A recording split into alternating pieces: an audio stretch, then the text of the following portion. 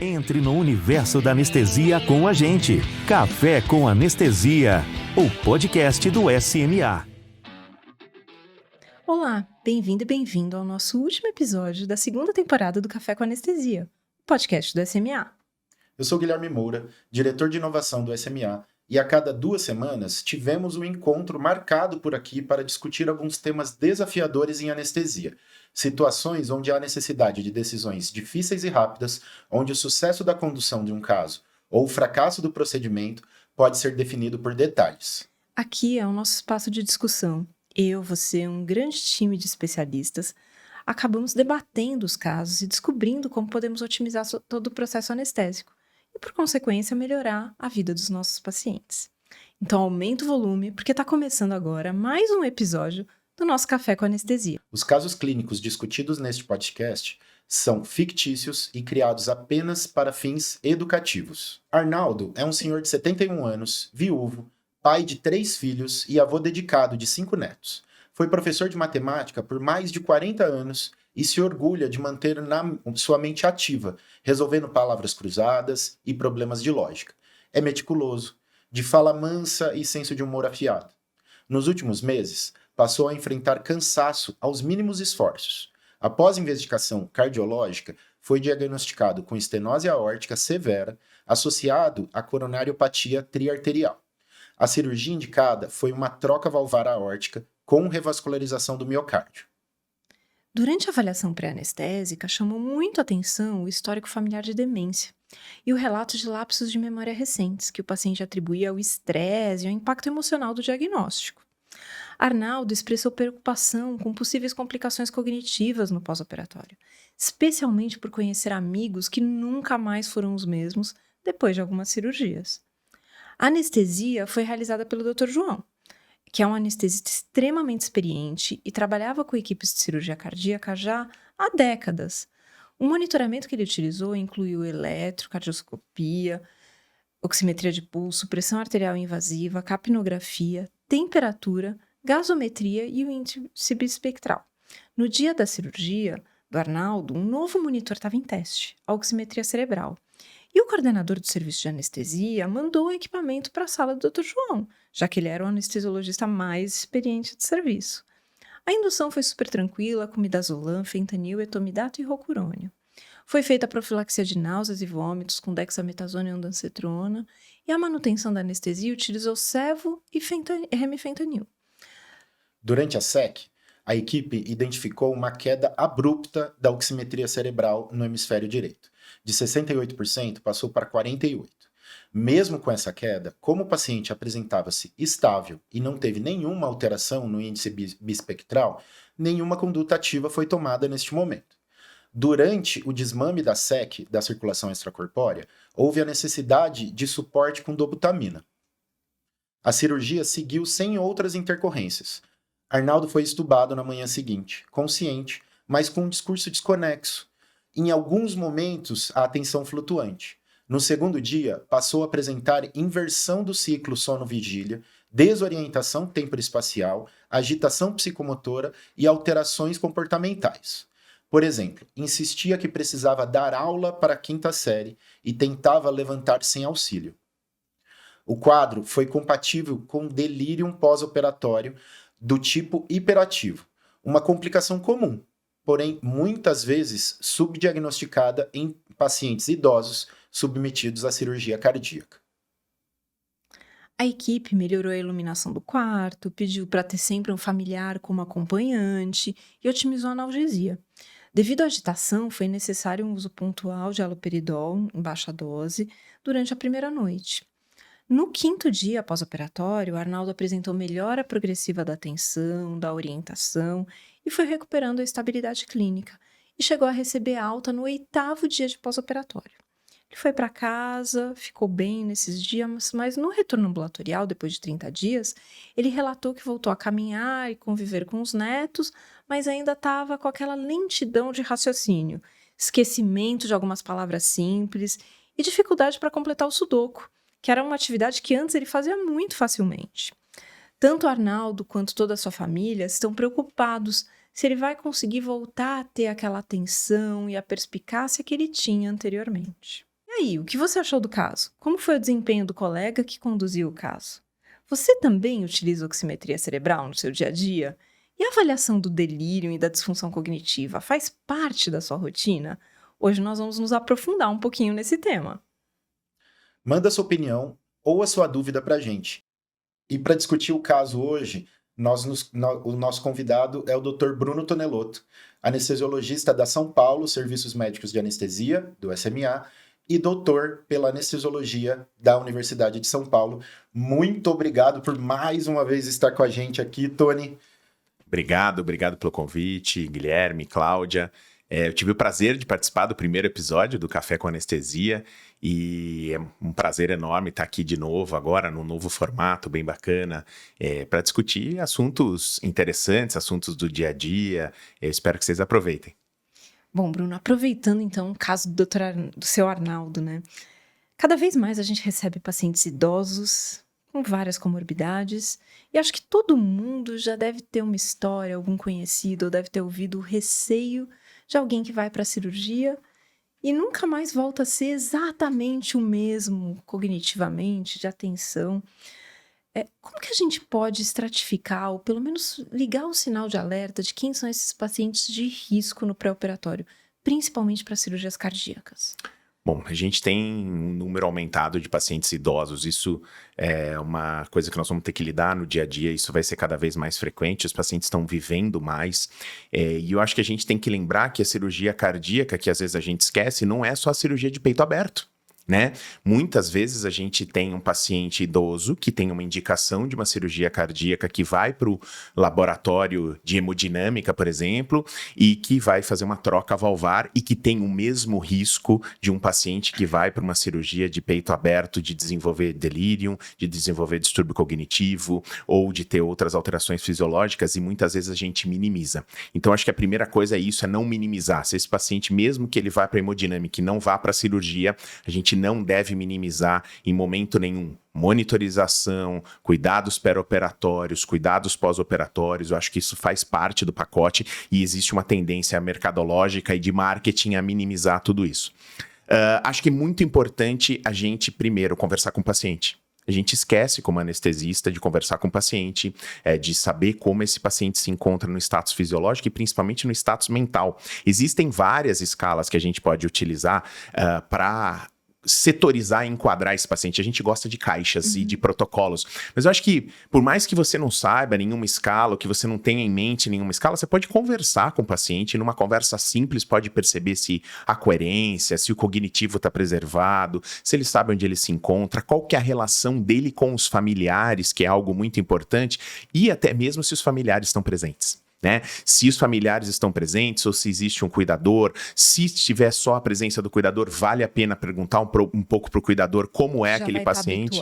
Se ele já vai estar habituado, ele já vai estar habituado no dia a dia. Eu uso como exemplo a minha avó tem 88 anos de idade, a minha avó tem as condições fisiológicas plenas, ela tem um cognitivo plenamente preservado, mas ela tem uma cuidadora, e a cuidadora às vezes sabe detalhes que a gente não sabe, que agora, alguma vez ou outra, talvez ela esqueça de tomar um remédio, que agora uma vez ou outra ela talvez comece a esquecer de uma história que ela já tenha contado, e são coisas que são despercebidas quando a gente tem uma conversa mais informal, mais no final de semana, como acontece comigo, e a cuidadora tem um olhar um pouco mais do dia a dia. Então eu acho que essa conversa ela precisa existir muito mais do que protocolos e do que escalas, a gente precisa saber como é que o paciente está no dia a dia, para a gente saber o que esperar depois. E até se a gente quiser, né, aplicar alguma coisa um pouco mais objetiva, lembrar que tem testes muito simples, por exemplo, o teste do relógio. Teste que a gente não gasta nem 2, 3 minutos no pré-operatório, né? Pedir para o paciente desenhar um relógio em um determinado horário para saber qual que está sendo a percepção e a expressão cognitiva dele no pré-operatório e ter isso documentado. Que eu acho que não é algo que está muito sedimentado na nossa avaliação pré-operatória de uma maneira geral, né? Acho que não, e acho que a gente negligencia um pouco a avaliação pré-operatória.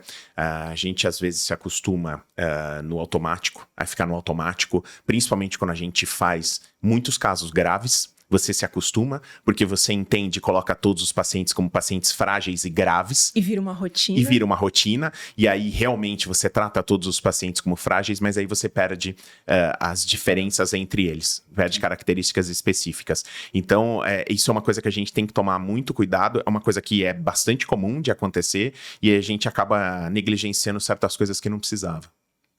E o senhor Arnaldo, ele tinha um receio, né? O receio maior dele era de ficar confuso no pós-operatório, que foi o que aconteceu, né? Foi o desfecho do nosso paciente. Existe algum jeito, alguma forma da gente distinguir uma disfunção cognitiva transitória no pós-operatório de uma permanente? Isso é difícil, é muito difícil. Porque depende de muitas variáveis, né?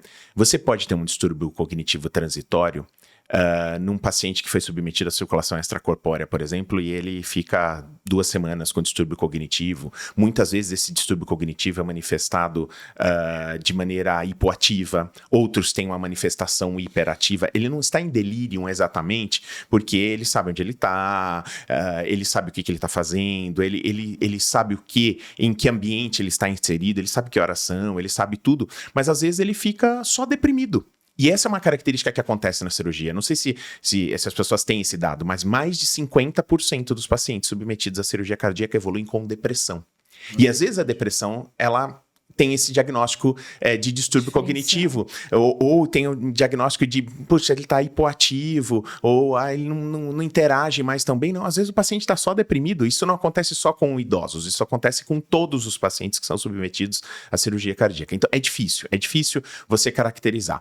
Mas geralmente os pacientes que têm um distúrbio cognitivo pós-operatório relacionado à cirurgia cardíaca, eles tendem a melhorar em 1 mês. Eles tendem a melhorar em 1 mês. Quando você já passou, e aí a literatura fala em 20 dias, a literatura mais robusta fala em 20 dias, quando você já passou de 20 dias, você vai ter que começar a se preocupar se aquilo é algo permanente ou se aquilo pode ter algum potencial de reversão. Tá? O que a gente acaba fazendo pouco ainda hoje na nossa prática é utilizar ferramentas de monitorização para tentar minimizar isso. Tá? A gente encontra algumas barreiras. Primeira barreira do desconhecimento. A gente tem pouco conhecimento de algumas ferramentas disponíveis, e se a gente extrapolar um pouquinho para a realidade hemodinâmica, nós estamos utilizando ferramentas hemodinâmicas mais frequentemente nos últimos 10 anos.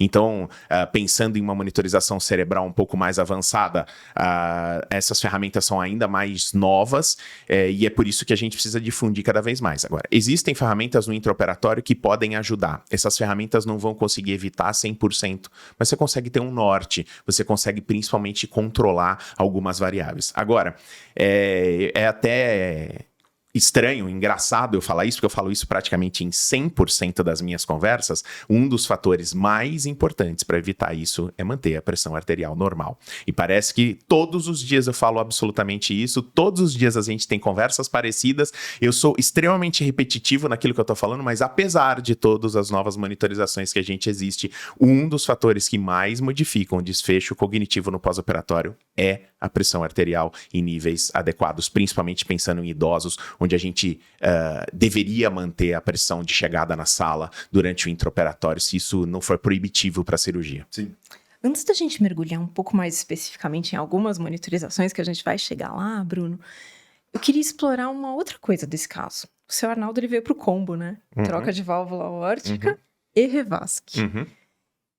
Chama atenção alguma coisa? Você tem alguma preocupação adicional do que se o seu Arnaldo fosse fazer apenas a revasc com SEC? Quais são os cuidados específicos nessa troca valvar? E o que pode dar de errado? Ou a gente tem que estar atento e até tem que explicar, né, para o paciente, para a família no pré-operatório. Primeiro, a gente tem que se preocupar com a avaliação e característica valvar, tá? Essa avaliação, essa característica valvar, a característica da estenose, caracterizar a estenose de maneira adequada, nem sempre ela é feita de maneira adequada. Hoje a gente sabe que a caracterização da gravidade da estenose, ela vai muito além da área valvar e ela vai muito além dos fluxos. Então, quando a gente utiliza outras técnicas ecocardiográficas para avaliar, a gente consegue muitas vezes identificar uma válvula que tem um gradiente normal ou baixo, mas que ela já tem uma estenose severa quando eu utilizo outros fatores. coisa. Então, acho que em primeiro lugar, essa caracterização, ela é necessária porque ela vai modificar, não o pós-operatório, mas ela vai modificar a sua conduta no intra e principalmente na indução anestésica. Um pouco diferente do que tivesse uma revascularização do miocárdio, tá? Em segundo lugar, toda vez que eu faço uma cirurgia de troca valvar, eu abro cavidade. E abrindo cavidade cardíaca, eu permito que o ar entre. E à medida que entra ar dentro do coração, eu preciso tomar cuidado para que esse ar não embolize e não forme trombos ou não, até mesmo faça embolia aérea no território arterial. Então esse cuidado tem que ser tomado. Hoje a maior parte das equipes já faz isso, já faz a retirada do ar de maneira sistêmica e com monitorização. De que maneira a gente monitoriza a retirada do ar? A gente usa o ecocardiograma. Com o eco a gente consegue saber se a gente tem bolha ou não. O que é ruim? Bolhas de grande tamanho. Microbolhas não são tão ruins porque elas são difusíveis, elas depois vão ser reabsorvidas e aí a evolução vai ser boa. Mas bolhas de calibre maior são piores. Então essa é a grande diferença de uma cirurgia valvar para uma cirurgia de revascularização do miocárdio. Na cirurgia de revascularização do miocárdio eu não abro a cavidade, né? Eu faço as minhas anastomoses com o coração fechado, coração intacto. Eu vou trabalhar somente nas coronárias. Ao abrir o coração, eu vou ter essa entrada de ar e eu vou ter que tomar cuidado com isso principalmente. E aí, depende da técnica utilizada ou não, vai abrir o coração de qualquer forma, dependendo do local onde foi feita a cardioplegia, depois vai ter que abrir para fazer a troca de válvula. O que a gente consegue minimizar um pouco é quando a gente faz uma cirurgia sem SEC.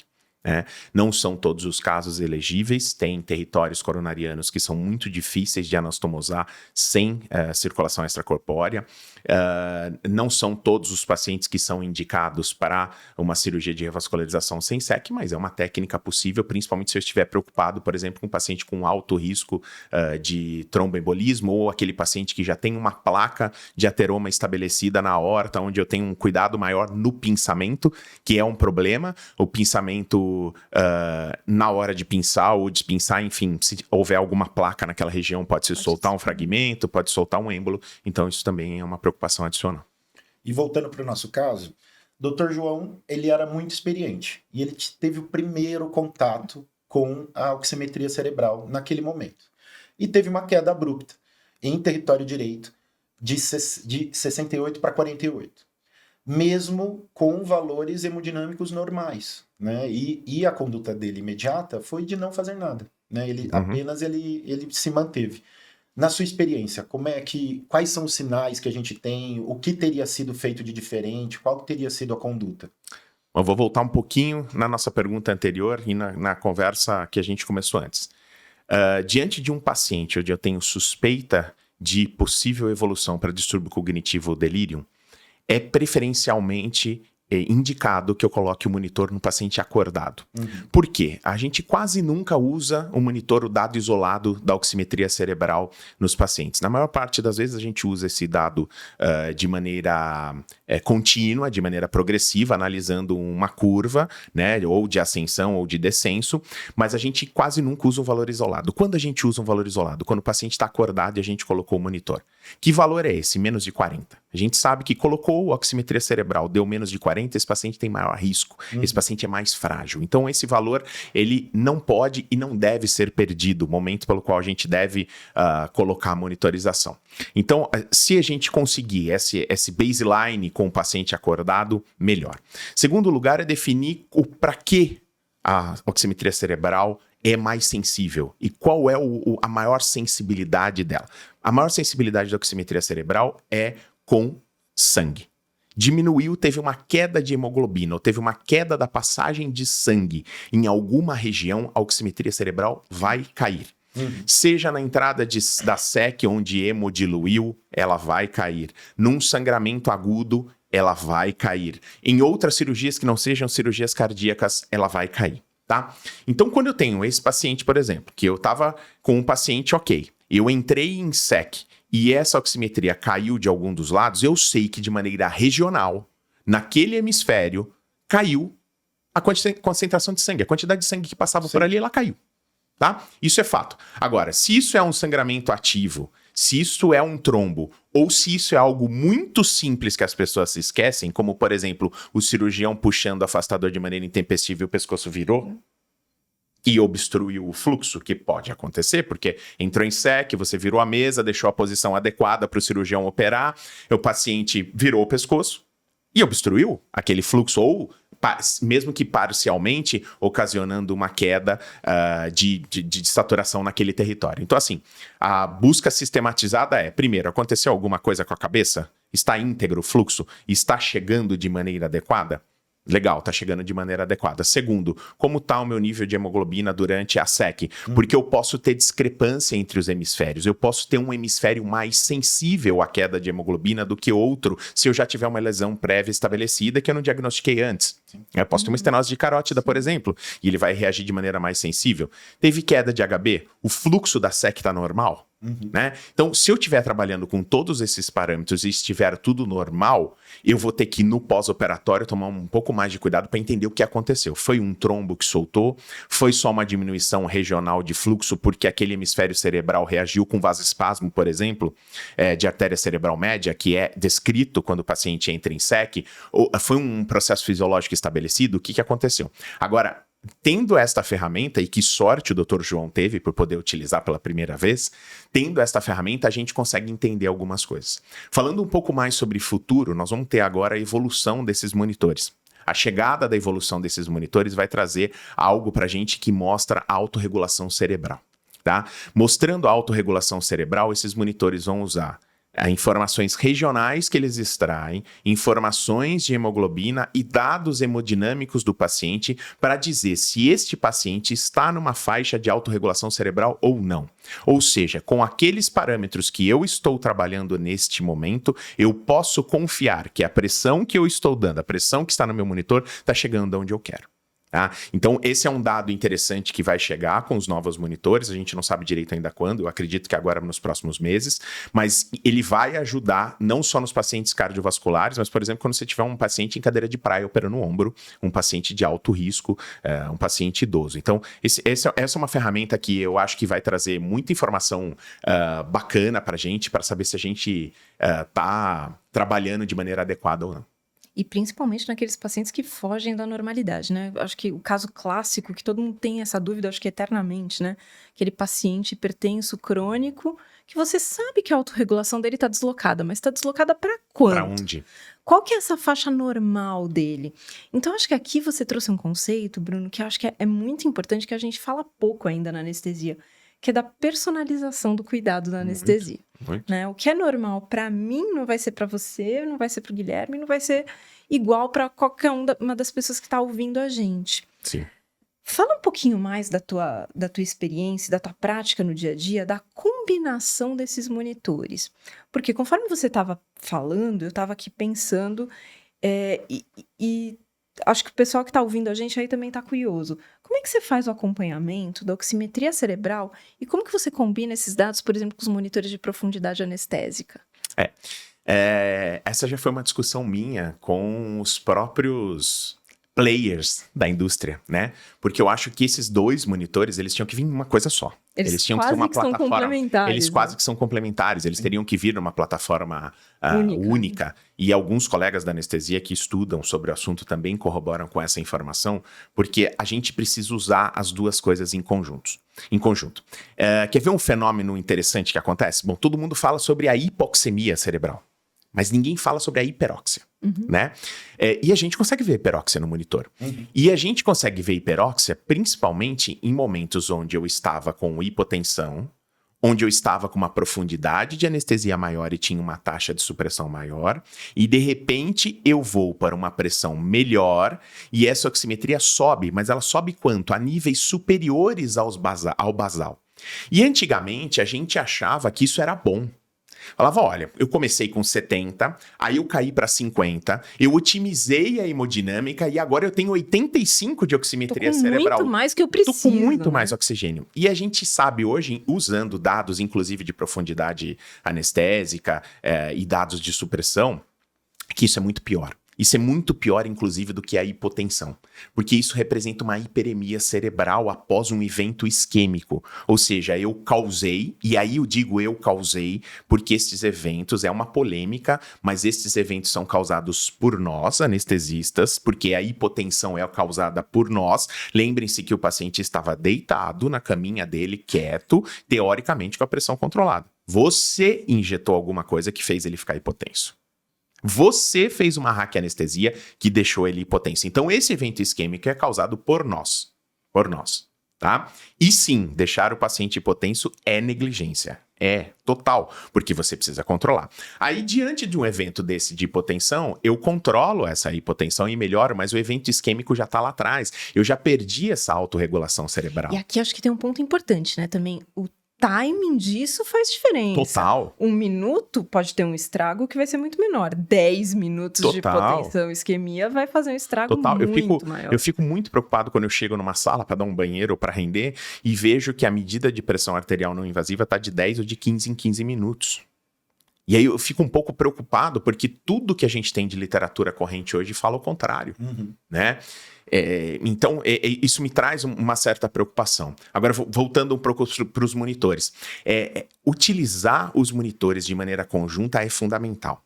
O monitor de profundidade anestésica vai mostrar para a gente se você está utilizando a quantidade anestésica adequada para o paciente adequado. No momento adequado. No momento adequado. Porque muitas vezes esse paciente ele vai transicionar, né, ao longo do processo cirúrgico exatamente. Com demandas diferentes. Totalmente diferentes. Falando da situação da cirurgia cardíaca, por exemplo, um paciente em circulação extracorpórea e hipotérmico precisa de menos anestésico do que um paciente normotérmico e fora da circulação extracorpórea. Agora, só me permite fazer esse ajuste se eu estiver monitorizando. E aí eu preciso monitorizar para saber. Só me permite fazer pouco anestésico para um paciente que eu entendo como frágil se eu estiver monitorizando. Sim. Por quê? Porque é minha responsabilidade garantir que ele esteja dormindo. Né? Eu não posso submeter um paciente a uma cirurgia sem saber se ele está dormindo. E aqui a gente tem o grande fator de risco da SEC, né? Eu aumento o volume de distribuição, eu vou diluir todo o meu hipnótico. Isso. E tem o risco do despertar intraoperatório desse momento. Com certeza, e que não é raro. E que acontece, a gente sabe que tem efeitos psicológicos devastadores e a gente precisa monitorizar. Então, a utilização desses 2 monitores. O monitor de consciência vai me fazer individualizar a quantidade de anestésico que eu estou dando. E veja, aqui eu não estou falando em economizar anestésico e não estou falando em garantir 100% que esse paciente não vai ter um recall.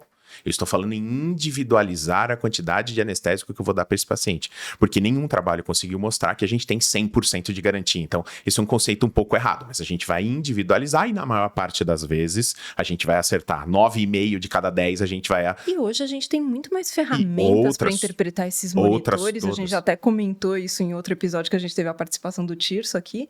Além do valor, né? Do número do índice. Do número, do espectrograma, as curvas. Nós estamos estudando cada vez mais a própria curva, né, do eletroprocessado. Então, esses são dados importantes. E a oximetria cerebral que vai trazer dados principalmente hemodinâmicos. A oximetria cerebral é um monitor hemodinâmico. Ela traz dados sobre características da hemoglobina, ela vai trazer agora dados sobre oximetria cerebral e ela traz dados hemodinâmicos. Por que eu falo que traz dados hemodinâmicos? Eu tive a oportunidade de participar recentemente de uma simulação de um monitor específico. Eu fui convidado para participar dessa simulação, onde tinha um porco anestesiado e foi retirado 2.000 ml de sangue deste porco. Era um porco de 40 e poucos quilos, um porco grande, foi tirado 2.000 ml. A ideia era simular um choque, realmente. Tirou 2.000 ml de sangue do porco. Sabe qual foi o primeiro parâmetro a se alterar? Oximetria cerebral. Nós estávamos com todos os monitores que vocês imaginarem, hemodinâmicos, todos, absolutamente todos, mais ecocardiograma transesofágico. E o primeiro monitor a se alterar foi a oximetria cerebral. Então, por essa sua fala, eu posso inferir para quem está ouvindo a gente aqui que se eu tivesse no lugar do seu João, do Dr. João, no intraoperatório, tivesse visto essa alteração da oximetria, eu podia nesse momento até nem ter certeza do que estava acontecendo. Mas eu tenho que ligar meu sinal de alerta que algo diferente de errado está acontecendo naquele momento. E aí eu vou ter que começar a buscar os meus diagnósticos diferenciais. Essa sua fala é importante, porque o monitor é sensível, mas ele não é específico. Então, eu devo acender um sinal de alerta, eu devo me preocupar e devo investigar o que está acontecendo. Tá? Ele não é um monitor específico, ele é um monitor sensível. Então, tem muitas variáveis que podem influenciar e que podem gerar ruído. E, às vezes, pode até não ser nada. Tem até um estudo bem interessante, eu não tinha como não falar disso aqui, que alguns anos atrás, muitos colegas questionavam, né? E falavam, mas essa monitorização pode não ser tão importante ou pode não ter tanta diferença. Tanto que existe um estudo interessantíssimo, até jocoso, né? Que utilizou oximetria cerebral em diferentes legumes. Sim. Mostrando que há variabilidade da oximetria. Sim. De lá para cá, o que mudou na tua visão em cima desta falácia que se colocou inicialmente em cima da oximetria cerebral, Bruno? É um estudo antigo, foi uma brincadeira, obviamente os autores fizeram a crítica depois. É um estudo até interessante, mas os monitores mudaram muito, né? E os monitores evoluíram, o próprio sensor da oximetria evoluiu bastante. Os sensores mais modernos hoje, eles conseguem identificar a tonalidade da pele, algo que não conseguiam antigamente, e isso era um fator que atrapalhava bastante. Os sensores hoje conseguem identificar a quantidade de hemoglobina e a quantidade de hemoglobina ligada ao oxigênio, então que é um fator importante, e aí consegue extrapolar esses dados para medir outros parâmetros e trazer outras informações de outros parâmetros para nós. Mas o que eu acho que evoluiu muito primeiro foi a diminuição do ruído, foi tentar tornar o monitor um pouco mais específico, e segundo, a melhora dos eletrodos. Eu não estou falando de uma marca específica, estou falando de um conjunto de todos eles, porque todos eles evoluíram muito ao longo do tempo, e eu acho que hoje a gente tem uma tecnologia um pouco mais robusta para ser utilizada, e não só isso, hoje a gente entende mais porque o monitor é bom, né? A capacidade do monitor. Nós tivemos uma discussão no Congresso Brasileiro agora de Anestesia a respeito do tema, onde algumas pessoas me perguntaram, falando, bom, mas se você tem a medida da hemoglobina nesse monitor, por que o monitor não evita a transfusão de sangue? Ele não evita a transfusão de sangue porque ele não é um padrão ouro, né? Ele vai te mostrar uma tendência e você pode entender o que está acontecendo. Agora, o monitor foi capaz de diminuir o número de concentrados de hemácia utilizados. Então, é uma ferramenta a mais. A gente não pode entender só como um monitor único. Quando você me perguntou a respeito de todas as monitorizações e da individualização, eu acho que a gente não pode entender como um monitor único. A gente não pode entender a oximetria como um parâmetro único. Então, quando o Dr. João identificou uma queda na oximetria, você tem que checar. Essa é a luz amarela que tem que acontecer e que tem que acender na cabeça de todas as pessoas. E o maior perigo do anestesista é quando o anestesista se acostuma a fazer a mesma coisa todos os dias e o nível de atenção dele cai muito. E aí funciona para os dois lados. Ou o cara que faz só cirurgia de alta complexidade ou o cara que faz só cirurgia de baixa complexidade. Você se acostuma na sua zona de conforto. E dentro daquela zona de conforto você começa a negligenciar alguns passos, né? Ou negligenciar uma queda de oximetria cerebral durante a SEC, porque você falou, é normal cair a oximetria cerebral. Sempre cai, né? Então, você começa a negligenciar alguns parâmetros. Se eu tiver uma queda, que parâmetro é esse, né? Acho que vale a pena deixar claro e falar sobre isso. Até quanto eu tolero essa queda? Essa queda deve ser de 20% do valor de base. Tá? Quando eu entro em SEC, ao entrar em circulação extracorpórea, eu devo tolerar uma queda no máximo de 20%. Tá? Não devemos tolerar quedas maiores do que 20%. Se eu tiver uma queda maior do que 20%, alguma coisa está acontecendo. Muitas das vezes é baixo fluxo. Tá? Porque a própria diluição, hoje os primes são menores, né? A gente acostumou antigamente com primes de volumes grandes, hoje as máquinas são cada vez mais modernas, os circuitos são cada vez menores, os oxigenadores são cada vez menores e precisam de um prime menor. Então, essa hemodiluição não faz uma diferença tão grande assim quando a gente entra em circulação extracorpórea, mas a velocidade de fluxo e a entrega de oxigênio, a famosa DO2, a entrega de oxigênio faz muita diferença. E eu acho que você trouxe, desculpa Gui, só um ponto que eu acho que é muito importante de ressaltar e destacar para quem está ouvindo a gente. Você trouxe um ponto muito importante, da queda proporcional, né, da queda percentual e não de um valor absoluto. Porque muitas vezes a gente quer se apegar num valor, né? Abaixo de quanto que eu tenho que me preocupar? Não é o valor exato. Eu tenho que enxergar a monitorização como se fosse um filme. Não é uma fotografia. Eu tenho que ver a evolução e a tendência e não um número exclusivo. E, Tony, a gente está falando de cirurgia cardíaca, né, basicamente. Mas aí você citou que vai ter um novo monitor que ele vai ser indicado em outros procedimentos, e assim como a saturação cerebral, ela também, a oximetria cerebral, ela pode ser utilizada. Qual o papel dessa monitorização em outras cirurgias? Né? Não somente quem vai ditar se eu vou utilizá-la ou não em determinados procedimentos. Em parte, eu peço desculpas, que eu tenho essa tendência, esse viés de falar sobre a cirurgia cardíaca, mas o monitor já é estabelecido para outros procedimentos. Sim. O que a gente vai ter é essa autorregulação cerebral que vai chegar agora, que vai ajudar em outras situações, né? Hoje a gente tem uma gama de procedimentos que tem a utilização e que tem evidência científica. Nós vamos ser cada vez mais questionados a trazer a evidência científica da utilização de uma monitorização, não só pelos nossos hospitais, mas pelas operadoras, por quem paga, né? Então, o que tem de evidência científica? Em primeiro lugar, cirurgia de ombro em cadeira de praia. Uhum. Tá? É uma cirurgia ortopédica, de grande porte. Segundo lugar, cirurgias onde o paciente é muito grave.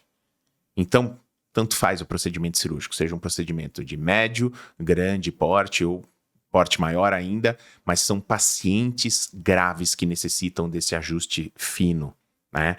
E necessitam desse ajuste de hemoglobina, desse ajuste hemodinâmico, onde talvez eu vá utilizar outros parâmetros. Existem alguns outros procedimentos onde seria desejável ter oximetria cerebral, como, por exemplo, substituição e troca valvar na hemodinâmica. Uma TAV é desejável ter uma oximetria cerebral. Por quê? Uma das maiores intercorrências da TAV é embolizar. Sim. A hora que abre a prótese, balona, geralmente estas próteses são colocadas em anéis aórticos com cálcio, e aí de vez em quando solta um pedacinho de cálcio. E o monitor vai ajudar a gente a fazer isso. Então na hemodinâmica o monitor também foi muito interessante. É isso que a gente tem hoje, de evidência robusta. Mais uma situação que nem sempre é do nosso dia a dia, no intraoperatório, mas que um paciente pode vir com o monitor, ECMO. Né? Então, no ECMO, tanto a oximetria cerebral quanto a oximetria somática regional. Então, eu tenho uma cânula na perna direita, eu coloco um oxímetro na panturrilha direita para perceber, para olhar como é que está a perfusão nesse membro e talvez diagnosticar aí mais precocemente alguma isquemia nesse membro. Então, é uma situação que a gente não é tão corriqueira do intraoperatório, exceto para quem faz muita cardíaca, transplantes, mas pode ser que um paciente que esteja na UTI, em ECMO, desenvolva uma colecistite, por exemplo, a litiásica da UTI, e ele venha para você com essa monitorização para retirar a vesícula, aí você vai ter que saber manejar. Vai ser ótimo, porque isso ajuda bastante, você consegue ter aí a noção da tendência regional dessa monitorização. Existe uma proposta, e aí é um produto em desenvolvimento de uma empresa, para unir estes pontos de oximetria dentro de um valor global. Tá? Hoje a gente ainda não tem isso, esse é um processo que está em evolução, foi algo que eu vi agora em novembro, de novidade, numa dessas participações que eu fui. Acho que ainda vai demorar um tempo, porque tem muito ruído, é muito difícil você conseguir fazer um índice global, é muito difícil você misturar cabeça com periferia, são dinâmicas diferentes, são compartimentos sanguíneos diferentes, com perfusões diferentes, então eu acho que vai ser difícil, mas enfim, existe uma proposta para isso. Agora, estabelecido, literatura, cirurgia cardíaca, cirurgia onde vai ter cadeira de praia, e aí pode ser até uma neurocirurgia de fossa posterior, uma cirurgia extensa, neurológica, em alguns casos, quando possível, colocar a monitorização pode ajudar.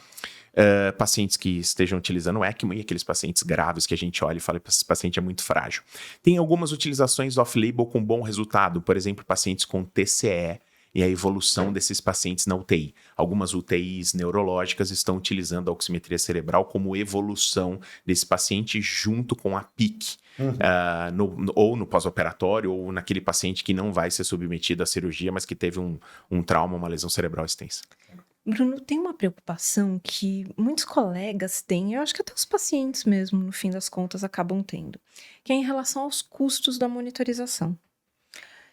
Fala um pouquinho disso pra gente, do custo versus o valor agregado que ela traz e redução de complicação. Sim.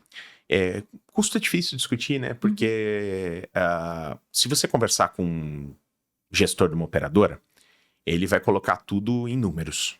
Né? Números são números, etc. Agora, traduzindo em números para o gestor da UTI, Você imagina se você tiver um paciente que desenvolve uma hipoxemia cerebral ou com um quadro de delírio absurdo, porque sim, os trabalhos mostraram hoje que a oximetria cerebral ela consegue prevenir o delírio. E esses trabalhos vêm sendo publicados cada vez mais e acho que vão sair outros agora nos próximos meses até o final desse ano. Mas eles foram pouco capazes de mostrar distúrbio cognitivo pós-operatório, que eles melhoram o distúrbio cognitivo. Mas vamos pegar o cenário do delírio, então, né? Não precisa nem ser uma cirurgia cardíaca. Vamos pegar um paciente frágil, grave, que foi fazer uma prótese de quadril e que precisaria usar oximetria cerebral. E por ter oximetria cerebral, esse anestesista, junto com outras monitorizações, tratou esse paciente com mais cuidado. Ele tomou mais cuidado com esse paciente ficou melhor no pós-operatório e você evitou um delírio ou você evitou um quadro de hipoperfusão orgânica, por exemplo, né? Onde o paciente poderia não ter evoluído só com delírio, mas para uma insuficiência renal, mais para uma hemodiálise. Imagina o custo disso. O monitor custa relativamente barato, ele custa em torno de R$800 cada eletrodo, na média do mercado. Assim, alguns hospitais custam mais, alguns hospitais custam menos. Geralmente a gente utiliza 2, então podemos colocar aí em torno de R$1.600 a R$2.000 de monitorização. Dependendo do hospital, uma diária de hemodiálise custa 12 mil, 16 mil, 20 mil. Então, é pouco se a gente conseguir utilizar o monitor de maneira adequada.